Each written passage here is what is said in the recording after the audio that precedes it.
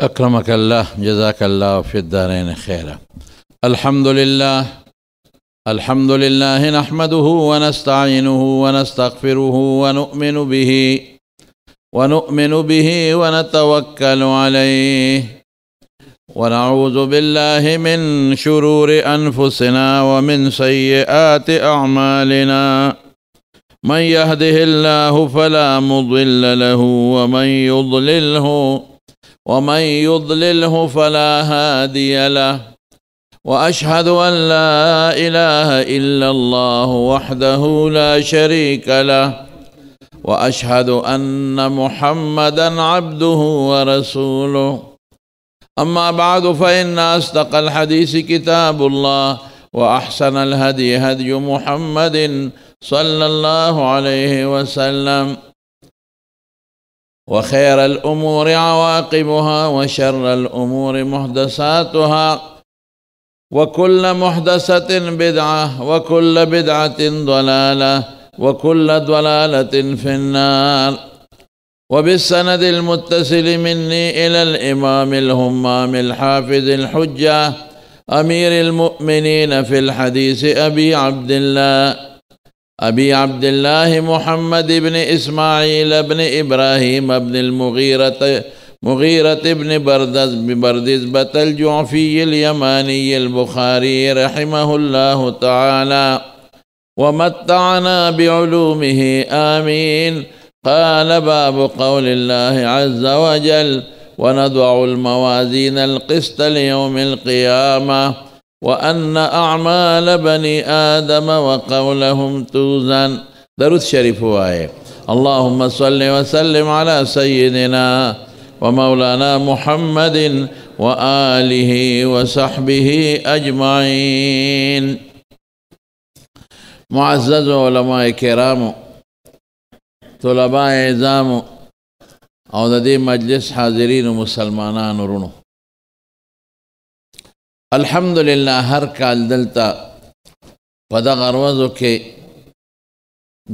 ضرورت نشته خیر د دستاربندۍ د اجتماع تقریب منعقد کېږي، او ګڼ شمېر علماء کرام مداحین د رسول الله صلی الله علیه وسلم او د دې مدرسې متعلقین او حضرت شیخ شهید رحمه الله متعلقین راځي او په هغې کې شرکت کوي.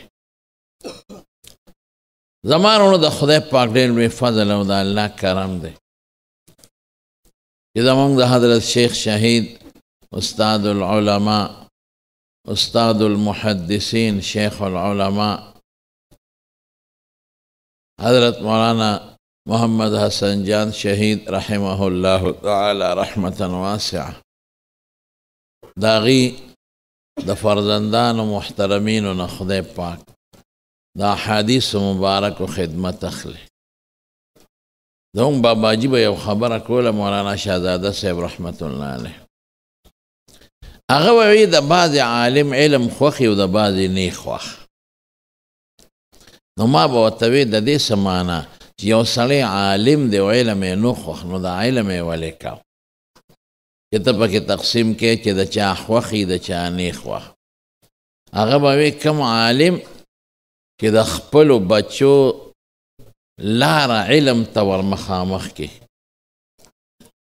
او کوم عالم په خپلو بچو علم وکړي، د ده د علم خوښ دی، ځان له هم خوښ او بچو له هم خوښ دی، ځکه ده د خپلو بچو تعلق د مدرسې سره جوړ کړ، ده د خپلو بچو مخ دین طرف ته او د دین د زده کړې او د حصول طرف ته مبذول کړ، د علم خوښ دی. او کوم عالم چې په خپلو بچو علم ونه کړ، خپل بچی سکول ته او دنیا ته متوجه کړل، او خپل بچی کاروبار د دنیا ته متوجه کړل، د ده د علم نه دی، خو که خوښ یو نو بچو له به یې خوښ کړی، د تاسې خدای په سر کړی دی. حضرت شیخ شهید رحمه الله علم خوښ و، د علم سره مینه وه او د علم سره محبت و، نو د ټولو بچو ذهن او سوچ او فکر د علم طرف ته متوجه دی. او نن الحمدلله ټول بچي دا ښکلي عالمان دي او د احادیثو استادان دي، د خدای فضل دی او د خدای ډېر لوی کرم دی. دا مدرسه احسن المدارس دا د شیخ صاحب ډېره خوښه وه، درته ګورې حقیقت وی. دلته به راغی او ناست به و دې مدرسه کې، فالتو ټیم چې به وه بیا دلته تېره او دا زما مدرسه ده، د خدای شان دی، خدای پکې دفن هم که. اخیری وخت کې دې مدرسې سره ډېر محبت. دا د ګیټ سره خوا کې یو کمره وه، په هغې کې ناست و. زه یو ځل لالم، ما ته یې ویل راشه کنه زما کمره وګوره. داسې خوشحاله وته او هغې کې وله دوی باتروم جوړ کړی و، وی راشه کنه زما باتروم هم وګوره کنه. سم خوشحاله چې دې مدرسې ته به یې کتل، مخ به یې رڼا کوله او خوشحاله و دلته په دې مدرسه. او ما ته وی دا هلکان دي عبدالرحمن مولوي صاحب، مولانا عبدالرحمن صاحب، مولانا فخرالحسن صاحب، دا به دلته خدمت کوي که خیر انشاءالله. نو د شیخ شهید رحمه الله د زړه ارمان خدای پاک د هغه په بچو باندې پوره کړ. او ګرامی قدر محترم رور شیخ الحدیث حضرت مولانا عبدالرحمن صاحب لګیا دی مدرسې مخ پړوان دی بوتله، څومره ښکلې کامیابه شوه. د احادیثو د دوره حدیث دروس پکې شروع دي او هر کال ګڼ شمېر الکان عالمان جوړېږي، دې نه خورېږي. او نور د فنونو درسونه الحمدلله ښه قابل او جید استادان د خدای پاک فضل دی. او د حفظ او د افتا او غیره تمرین افتا د هغې درسونه پکې شروع دي. او څومره ښکلې چمنستان. او د ټولو نه لویه خبره د حضرت شیخ رحمه الله دلته کې وجود هغه برکات او رحمتونه او کرمونه. نو زه په دې دومره لوی کاوش او په دې دومره لوی محنت د حضرت شیخ شهید رحمه الله حقیقي جانشین او د هغه علم اوچتونکي، د هغه بیرغ اوچتونکي او د هغه د احادیثو د درس خدمت کوونکي ګرامی قدر محترم رور شیخ الحدیث حضرت مولانا عبدالرحمن صاحب جی د مجدهم ته خراج تحسین پیش کوم او دعا ولکو چې الله ولا مزید کامیابی ورکړي. د قرنګ د حضرت شیخ شهید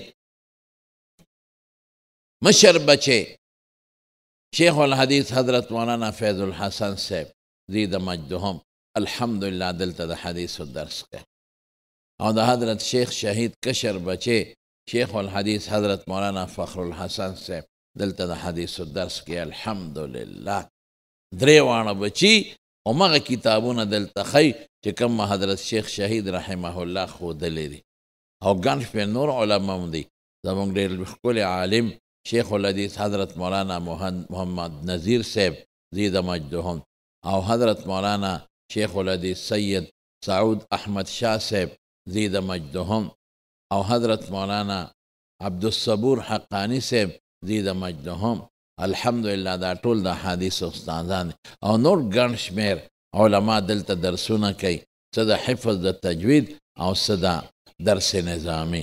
نو دا به د خدای نه سوال کو، محنت بم کو، مشقت بم کو، الله نه به درخواست کو چې دا چمنستان چې د حضرت شیخ شهید رحمه الله محبوب چمنستان او د حاجی بشیر صاحب چې اوس په عمره کې دی دلته به هغه ناست و. بشیر حاجي صاحب ډېر نیک سړی دی او صالح انسان دی. دا باغچه هغه کرلې ده او حضرت شیخ صاحب ته یې سپارلې ده. او حضرت شیخ شهید خپل بچی مولانا عبدالرحمن صاحب ته سپارله. نو خدای پاک دې د حاجي بشیر صاحب په ژوند کې په عمر کې برکت واچي، د سفر نه دې خدای په خیر او عافیت راولي. الله دې عمره او د عمرې سعادت قبول کړي او د هغه چې څومره بچي دي او برخورداران دي الله دې کامیابی نصیب کړي، الله دې اتفاق نصیب کړي. ورونو د بخاري شریف د آخري باب او د حدیث پوره تفصیلات مولانا عبدالرحمن صاحب هغه فرمایلی دي. بې عبارته سې تبرکه نه وي او نور دا ټول تفصیلات بیمینه دي. زه به راته صرف یو څو خبرې اصلاحي او د دې باب او د حدیث متعلق یو دوه خبرې درته عرض کړم، زیاتې خبرې درته نه. امام بخاري رحمت الله علیه دا کتاب ډېر په انهماک لیکلی دی. دې کتاب له امام بخاري رحمت الله علیه ډېر لوی محنت کړی دی او ډېره زیاته خواري کړې ده. ما د علامه شمس الحق افغاني رحمت الله علیه نه په خپله اورېدلی. هغه به هغه زمانه کې چې څومره دنیا وه ټوله یې کتلې ده. هغه زمانه کې دنیا کم ځای وه؟ یمن و.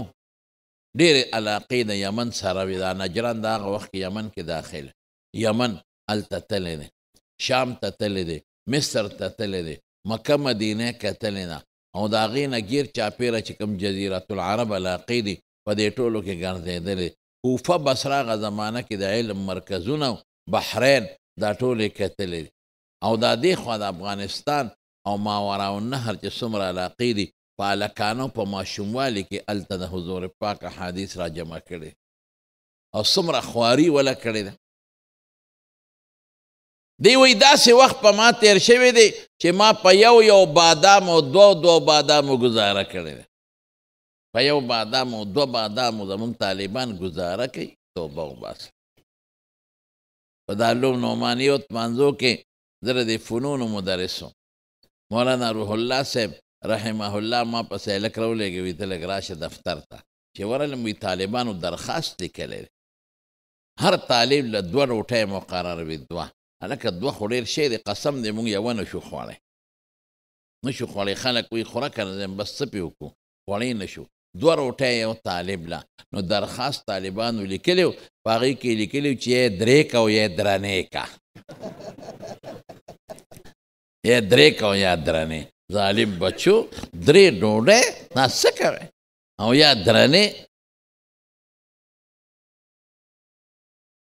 او یو ځل طالبانو شکایت وکړو، وی الوګان پخوي او پوستکې ته نه لرکوي. ما ته محتمم صاحب دا څه مصیبت دی لنګري ته مې هلکه دا پوستکې لرکوه که وی دا خو په سوونو طالبان دي، دی نه به کم نه پوستکې لرکوم. وی زه یې وله سره د وردی پخوم، باوردي وله پخوم. زمونږ د علماو چې علم حاصل کړی دی، زمونږ علما کراچۍ ته تللي یو 3 ورځې مې تېرې کړې. هلته ما وی تاسو د کراچۍ خلکو مزې وکړئ، ښه ګډان دي او چیلي دي او غوښې دي او طالبان هم ښه ساربه دي ماشاءالله، چې هر یو ته مې کتل نو هر یو ښه پوره زمرکټی و. او مې زمونږ د پښتنو د مدرسې طالبانو خوارانو څه خوړل؟ تش الوګان دي او دال دي. دارالعلوم دیوبند کې زمونږ باباجي خبره کوله، مولانا شهزاده صاحب رحمت الله علیه، وی مفتی صاحب ته طالبانو درخواست وکړه چې دارالعلوم دیوبند په دې انګولي او 10 جایز دی او که نه؟ په دې انګولي کې مونږ وضو کوو او 10 کوو. ولې؟ نه خوند او رنګ او بین اسې نه دي بدل، تشې سپینې اوبه دي او 10 په جایز. طالبان هوښیار و، داسې خو یې نه شي ویلی چې دا ترکاري لږه مضبوطه کې خدای یو غشې وروویشته. د مفتی صاحب ورته په جواب کې ولیکل چې یو خو یې نوم سالن دی، اوبه نه دي، اوبه خو به په اودس خو به په اوبو کې چې اوبه ني به د شنه چای ده پکې تشې پاڼه یې چولې دي. زمونږ افغانیان وایي 20 مچکلی او 13 مچکلی. نو مې 20 او 13 په ولې نسکې؟ هغې کې د 5 روپو پاڼې ور واچوې ویې خوټ کې. ته راشه زمونږ توره چای 20 وچکه چې پته راته ولګي چې د پی پکې پراتي مزېداره چای. نو شنه چای کې خو صرف د 5 روپو پاڼې او غټ چانکي. نو 10 په څنګه کې نوم یې بدل دی، اوبه نه دي، شین چای ورته. نو یو خو سالن دی. لیکن هغه ډېر ښکلی جواب ورکړه. هغه ورته وی د دارالعلوم دیوبند په دې سالن او 10 ځکه جایز نه دی چې مرچکې پکې د خوند یې بدل دی. نو بیا تپوس وکړه لنګري نه، وی څومره داله چې په یو دیګ کې؟ وی یوه لپه، یو دیګ کې یو لپه دال. وی داسې وکړه چې د یوې لپې په ځای پکې 2 لپې اچوه. وبکې زمونږ طالبان په 2 لپې دال، قسم په خدای چې غونډ دیګ درته چوري چوري کې او تال به وکړي چې ښه په مونږ دال خوري. اوس هم زمونږ طالبان چې دال 2 ورځې ته ورسي، وی خېټې یې راله په دالو باندې شنې ګوشنې کړې، تش دال دی او په مونږ باندې خوري او تشه لوبیا ده. نو هلکه مونږ د کم ځای نه راوړو، اوس خو تروړه کم ځای ته ورسېدله. خدای دې پکې خیر واچوي. څومره ګراني شوه او روزي خدای ورکوي زمونږ طالبان او علماو له. ښه یریږې ما ډوډۍ خدای ورکوي، شکر الحمدلله. روزي رسان الله دی. هغې دوو لپو دالو مولانا حسین احمد مدني غوندې شخصیت پیدا کړی دی. هغې دوو لپو دالو مفتی اعظم پاکستان مفتی شفیع صاحب رحمت الله علیه پیدا کړی دی. هغې دوو لپو دالو مولانا ادریس خان دهلوي رحمت الله علیه پیدا کړی دی. هغې دوو لپو دالو مولانا غلام غوث هزاروي او مفتی محمود رحمهم الله غوندې خلک پیدا کړي دي. دا زموږ د اکابرو نقشه ده. څومره چې د یو انسان مقصد د دین زده کړې او حصولي او په ډوډۍ نظر نی نو رب العالمین هغه له علم ورکوي. او که د کم طالب نظر په ډوډۍ وي چې دې مدرسه کې خو غوښې دي دلته ځم او په دې مدرسه کې ښه لنګر دی نو دلته ځم، د ده په زړه کې اخلاص نشته، د علم برکت د پورې نه نښلي. زموږ طالبان په جوماتونو کې نه پراته. زموږ دارالعلوم نعمانیه اکثر طالبان په جوماتونو کې پراته. جومات کې سی وظیفه ماشومان ګرځي او د کورونو نه روټۍ راغونډوي او مکس هغه مشترک یو مشکل غوندې ترکاري وي، پکې لوګان هم پراتي، باټینګڼ هم پکې پراتي، کچالان هم پکې پراتي، ګډوډ شوي ورته مخې ته کېږدي او لګي هغه خوري. دقې دالو او د ګډوډې انګولي الحمدلله عالمان پیدا کړي دي. د خدای فضل روزي خو د خدای په لاس کې ده. په بچو علم وکړې، بچو نه عالمان جوړ کړې. زموږ خلک وایي که د بچو نه عالمان جوړ کړو دوی به څه خوري؟ انجینیر به کم غټه تنخواه بالي، ډاکټر به کم نو غټه تنخواه بالي، او غټ تاجر به ترې جوړ کم پیسې به ګټي، دوبۍ ته به ولېږم او دکان به وله وباسم پیسې به ګټي. نو که دی ما مولا که نو دغه طالبۍ کې دال خوري نو چې مولا شي نو دی به څه وخوري او موږ له به څه راوړي؟ روزي د چا لاس کې؟ جواب راکړې. نه وروسته ملګري شوق سره ووایې وما من دابة في الأرض إلا على الله رزقها الله يبسط الرزق لمن يشاء ويقدر إن الله هو الرزاق ذو القوة المتين وما من دابة في الأرض إلا على الله رزقها. روزي خدای سره ده. موږ له خدای ډوډۍ ورکوي او خدای روزي راکوي. زموږ د ملایانو صاحبانو څومره تنخواه ده؟ 4 او 5 هزار تنخواه. د کراچۍ ته تللي وم، هلته یو مدرسه وه جامعة الشیخ د مولانا یوسف مدني صاحب زی د مجدهم مدرسه وه. سهار هغوی ناشته وکړئ، طالبانو ته یو څو خبرې وکړي.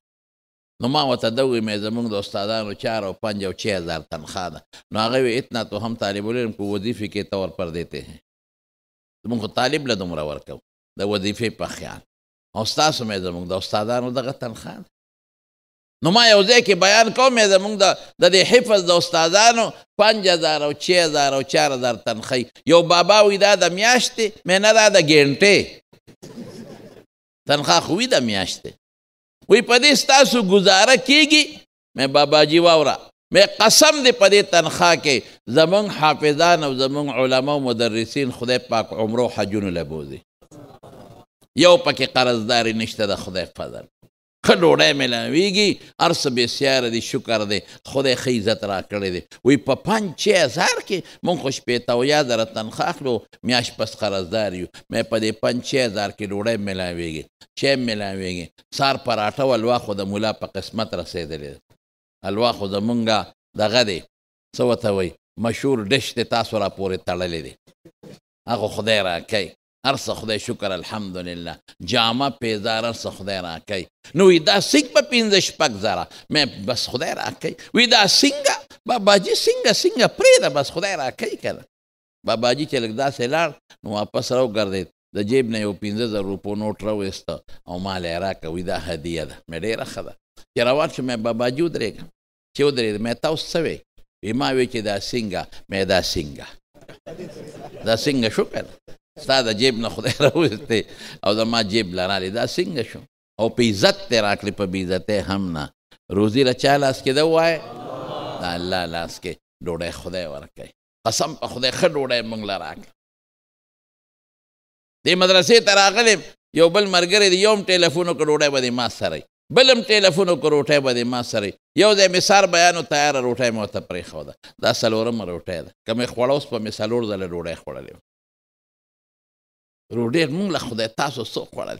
تش تور باټینګن که دا مخ یې خدای میرات کړي، او خوینده کچالان او دال او لوبیا وی ډېرې ښې لوبیا دي مې ښې به نه چې په پنځمه ورځ دې ومونتې خشته لوبیا دي او دا ډوډۍ خدای موږ له ګډان او چیلي او ښې مضبوطې غوښې دا د نه غونډې موږ خلاصې کړې زموږ ملایان صاحبان ډاکټر له لاړ شي ډاکټر ورته وایي ملا صاحب ته خو ټیک ټاک یې ظاهر څه بیماري نشته زه یم اصل ډاکټر ستړی کړم د خپې نه واله سره پورې در باندې هغه سټیسکوپ ګرځئ خو ډاکټر ته هم ښکاره ووایه که نه چې بېګا مې شی ډېر خوړلی دی درته ګوره دا حقیقت پې دا مولیان نه دا خبرې پټوي زموږ علما چې ټول ناجوړه دي په خدای د خېټې د لاسه ناجوړه دي ډوډۍ خدای ښه ورکړي خو ګورې هسې نه چې په دې خیال په بچو علم وکړئ چې ډوډۍ به ورته ښه میلاوي نه د خدای د رضا دپاره خو دا ستا شبهه مې ختمه کړه چې ذوالحسان الله دی خدای ښه ډوډۍ ورکوي نو امام بخاري ګوره څومره محنت سره علم حاصل کړ دمشق یو ملا صاحب سره دیره او علم یې حاصلو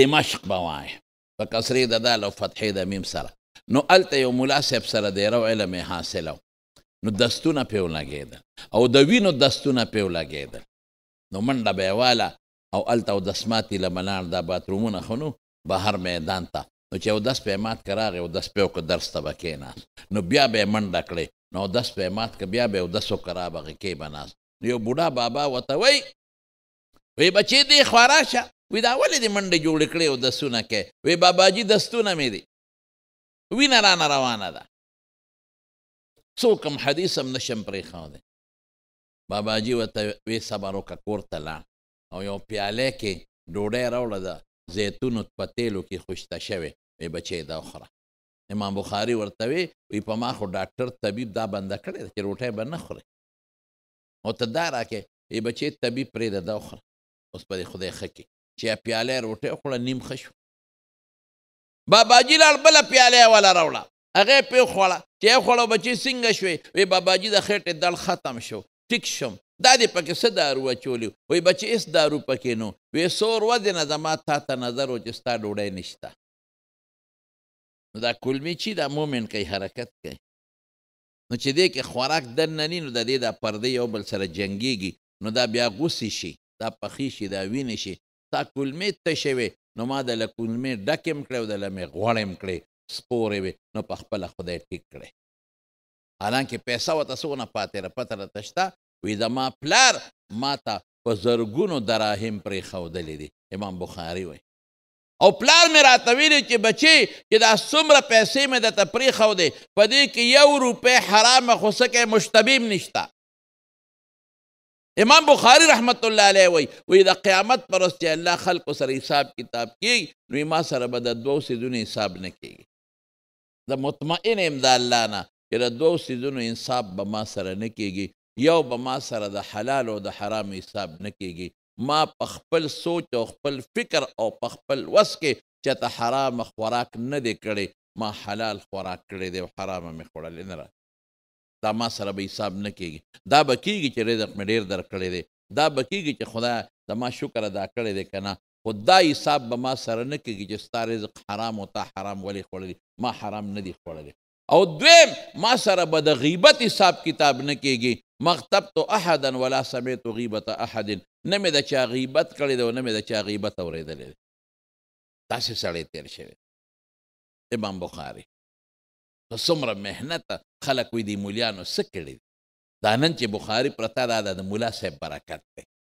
خلک وایي ملا څه کړي دي دا نن چې ستا ښکلې عقیده ده او دا خشته اعمال دی او بهترین اخلاق دي او دا منځونه او روجې قسم په خدای دا د عالمانو برکت دی دا نن چې وایي خلک وایي ملا څه کړي دي دې مدرسې ته وګوره دا د علماو برکت دی او دا نن چې دا وایي ملا څه کړي دي دې سپینو پټکو ته وګوره دا د دې ملا برکت دی او نن ورشه په افغانستان کې او په پاکستان کې او په باجوړ کې او په دغه کې بلوچستان کې یو په ځای وګورئ جوماتونه وګورئ ډک دي د علماو نه او مدرسې وګورئ د علماو نه ډک دي دا علماو دا دومره لوی خطیبان او محدثین دا کم ځای دا دقه شهید شیخ برکت دی دا بچي دي ټول روحاني علما کرامو خو قسم په خدای څه نه دي کړی ډېر خلک نن سبا لګیا دي علماو څه وکړل مې دا دومره ټیپر چې بازار کې خرڅېږي دا ټول موږ دله کرلي دي که دا نوی د مولا خو دا کار نه دی ښه نو دا تور باټینګن چې په ګاډو خرڅېږي دا زمونږ برکت ده نه. وایي استاد جي دا هم ستا کار نه دی. نو مې ښه دا ګوړه چې منډی کې خرڅېږي دا دله مونږ کرلي دي ګني مني که نه. وایي دا هم ستا کار نه دی. نو چې دغه مې کار نه دی نو دا مې کار دی. نیکبخته وګوره که څومره حافظان تیارېږي، څومره عالمان تیارېږي، څومره متخصصین د فقه تیارېږي. قسم په خدای دا د علماو برکت. او بل برکت به هم درته وښیمه. نن په ټوله دنیا کې چې تبلیغي جماعت ګرځي د دنیا په ګوټ ګوټ ته ورسېدل د الله پاک فضل دی. او د دنیا په ګوټ ګوټ کې ورشئ وګورئ د دنیا کافر خدای پاک د هغې د برکت نه مسلمانان کړل. دا د چا برکت دی؟ دا د ملا صاحب برکت دی، مولانا الیاس رحمت الله علیه برکت. نن په افریقه کې، نن په یورپ کې لګیا دي او نن د دنیا په ګوټ ګوټ کې لګیا دي، پیسې خپلې لګوي، بسترو سره ګرځي. او نن د ازبکستان او په دغه علاقو کې لګیا دي، چکرې لګوي او خلکو د اسلام او د دین دعوت ورکوي. څومره خلک خدای مسلمانان کړل، څومره خلکو ته خدای پاک منځونه زده کړل، څومره ښځو هغې برقې په سر کړې. په خدای قسم دا د علماو او د تبلیغي جماعت ګورې برکت. مشر یې څوک و؟ مولانا الیاس رحمت الله علیه. د هغه استاد څوک و؟ شیخ الهند مولانا محمود حسن رحمت الله علیه. د هغه استاد څوک و؟ مولانا قاسم نانوتوي رحمت الله علیه. دا د علماو برکت.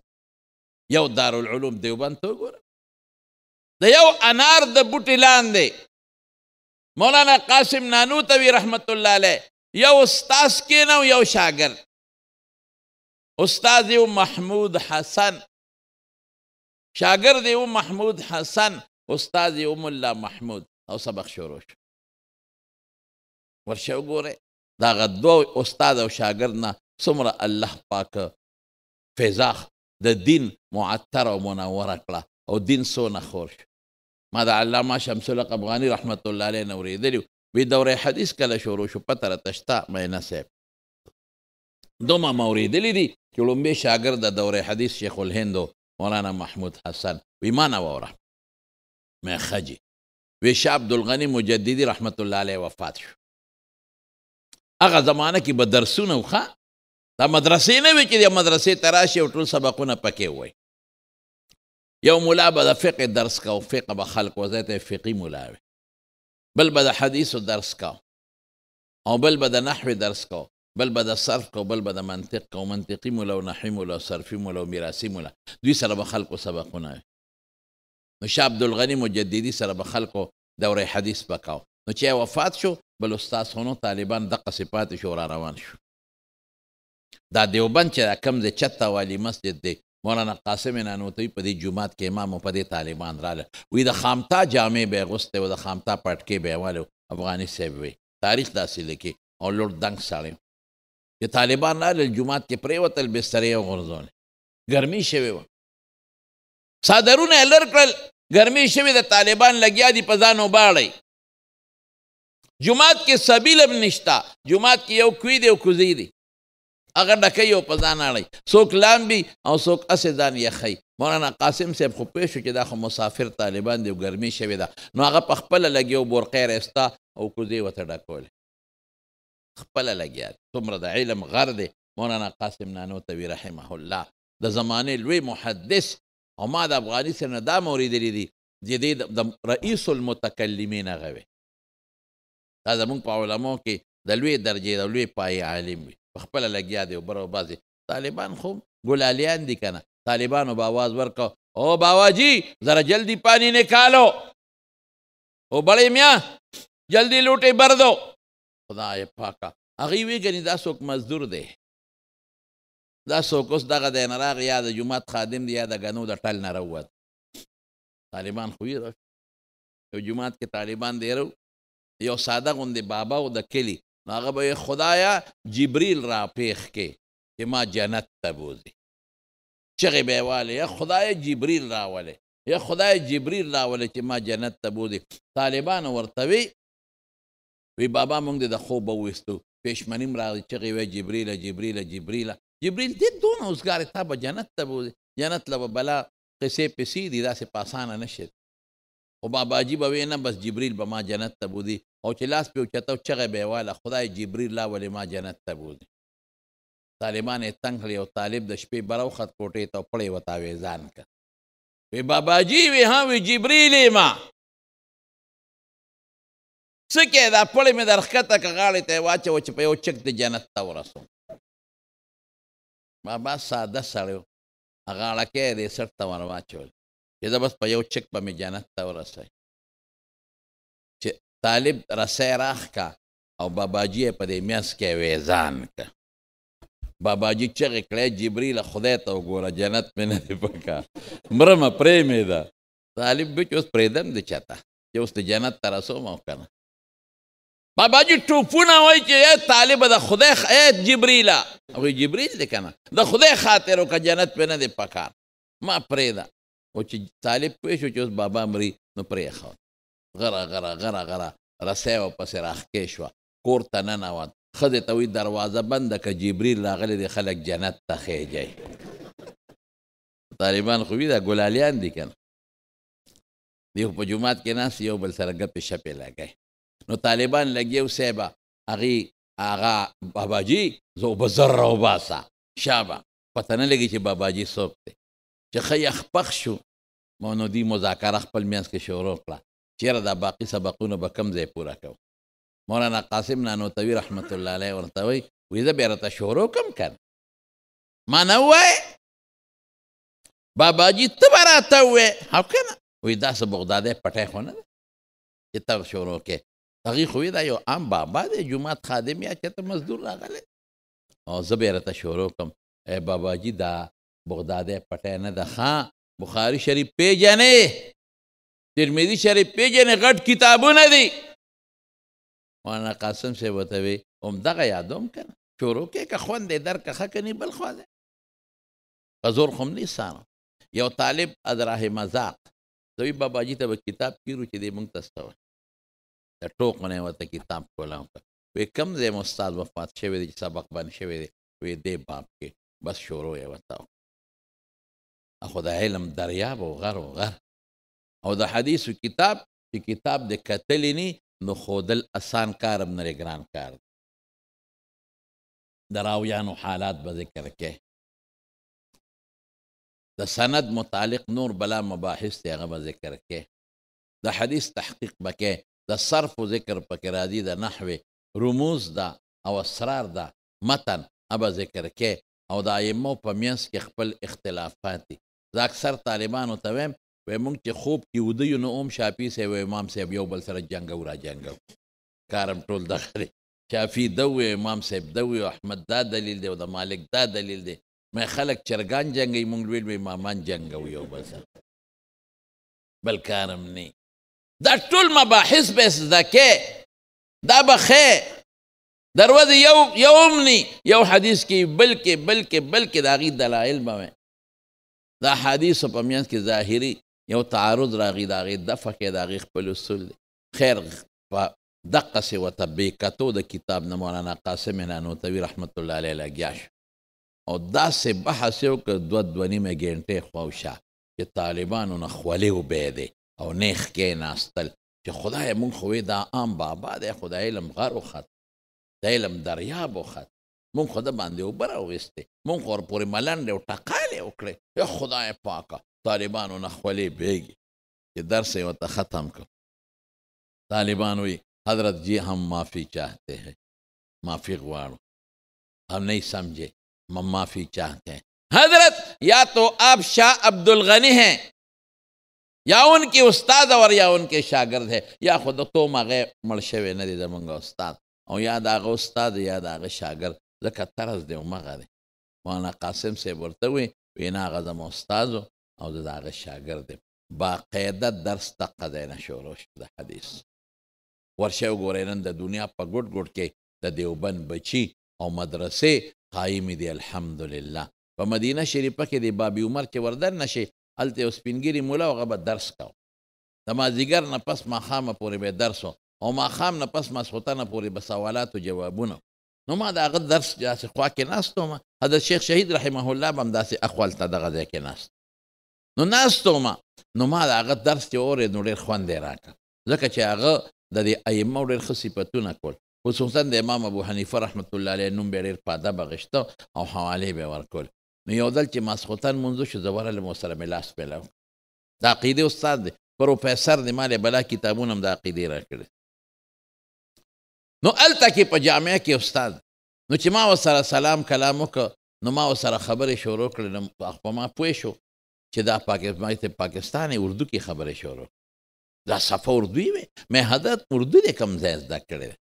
وی اردو خو ما په انډیا کې زده کړی. مې انډیا کې د څه کوله؟ وی زه خو لومبې د دارالعلوم دیوبند فاضل علم مې هلته حاصل کړی، بیا راغلم دلته مې ماجستر کړی دی او بیا مې پی ایچ ډي کړی ده. یا خدایه ډېر خوشحاله شوم. مې خدایه څه لوی ذات دی، د دارالعلوم دیوبند بچی دی نن د حضور پاک په جومات کې هم کینولی دی او د رسول الله مبارک د مبارک عقیدې درس ورکوي خلکو له. زمارونو لوی څیز ګورې زه ستاسو ته دا ویم اخلاص دی. دې ټولو بچو ته د یوه خبره کوم چې بچې اخلاص سره به کار کوئ، مخلصین جوړ شي. کوشش ته وکړئ چې دا د استاد د موږ څه زده کړل، د استادانو خپله ذمه څه ناسه فارغه کړه او خپل بار یې راکوز کړه او ستاسو په سر یې کېښود چې دا ستاسو امت ته ورسوئ. یو به دا کوئ، مطالعه به کوئ. تاسو ګورئ فاضلان یې خو فارغین نه یې. دا به نه وایي چې زه فارغ شومه، فارغ نشته، هر وخت به کتاب ګورئ. یاره یو فاضل شوې، الله یو فضیلت درکړه د علم د حصول. مطالعه به کوئ او دا ټچ موبایل ډېر زیات مې استعمالوئ. د دې په ځای خپله مطالعه کوئ، کتابونه ګورئ او د علم خدمت په شایسته طریقې سره وکړئ. جګړې مه کوئ خلکو سره چې یو ته کافر او بلبل ته کافر، یو ته فاسق او بلبل ته فاسق، یو ته مشرک او بدعتي بلبل ته مشرک او بدعتي. دا کار به نه کوئ.